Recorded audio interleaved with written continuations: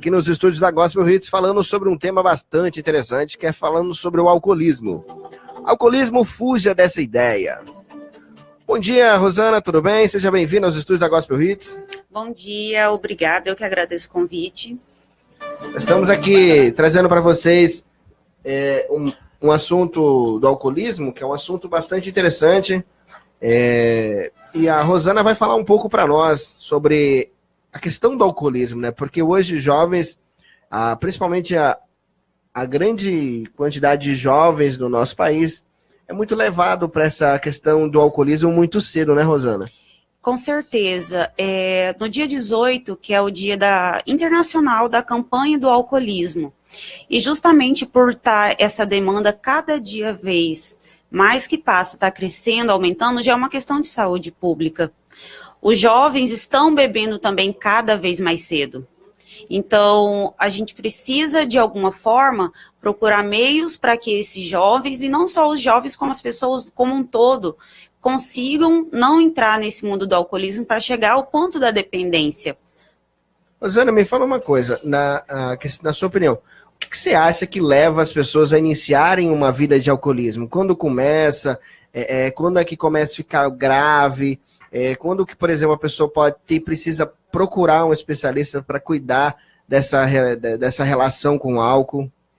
Os fatores desencadeantes são vários, né? Desde, às vezes, uma separação, um trauma, uma perca de algum ente querido, às vezes hoje em dia a gente vê muita questão financeira, às vezes a falência de alguma empresa, ou insucesso em alguma área afetiva da vida, tanto pessoal como social. Os fatores que podem estar levando ao alcoolismo são vários.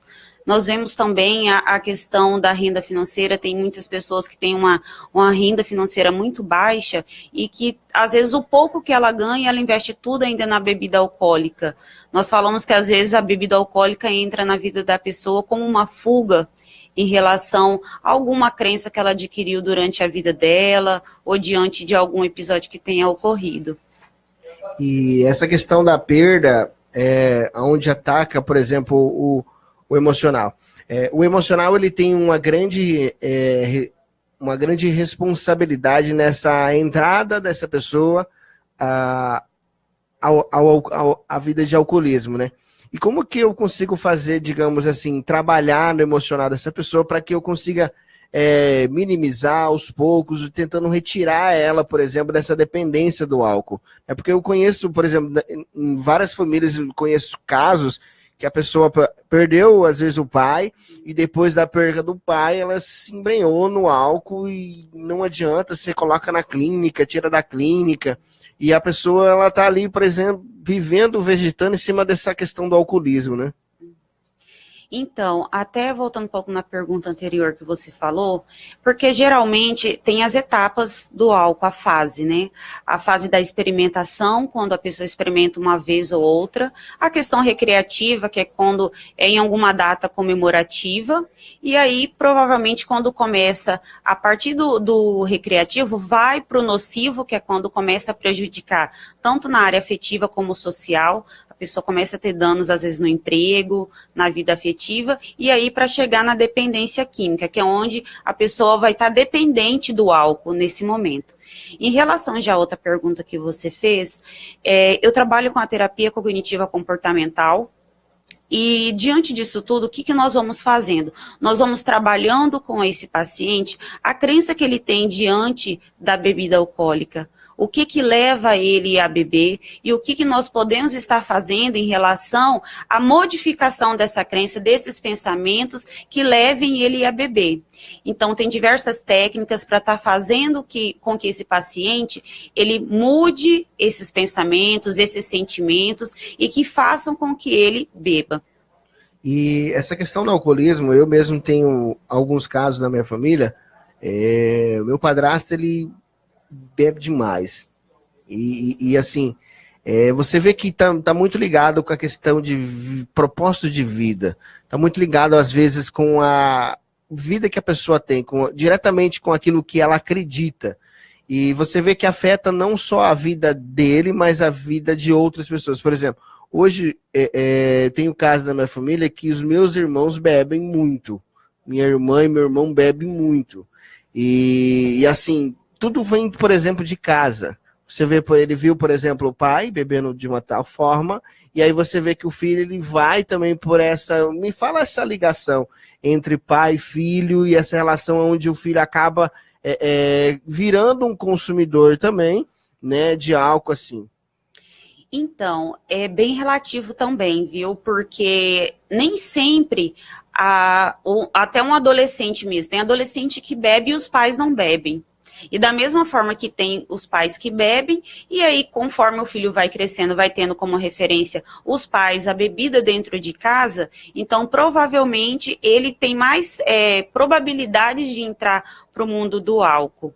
A família, ela sofre também, não é só o alcoólatra que sofre, todo mundo que está em volta sofre, porque os primeiros a sentir esses impactos em relação ao alcoolismo é a família que percebe que a pessoa começou a mudar, que às vezes ele começou a ficar mais agressivo, as questões motoras dele também às vezes ficam um pouco alteradas, questão de tremor, os déficits de aprendizagem também podem sofrer algum danos, então acontece tanta coisa com essa pessoa que a família começa a sentir esse impacto, a questão da agressividade, e sem contar nos vários transtornos que podem estar em comorbidade juntamente com o álcool. Através do álcool podem vir outros transtornos também, como depressão, ansiedade, transtornos de personalidade e até transtornos psiquiátricos.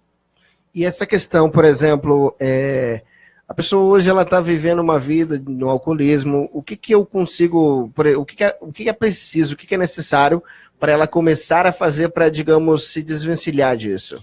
Eu acredito que o primeiro passo seja a aceitação, porque inicialmente a pessoa ela pode até querer uma mudança, mas às vezes ela não aceita que ela está tendo um problema. Ela não consegue aceitar que ela está dependente.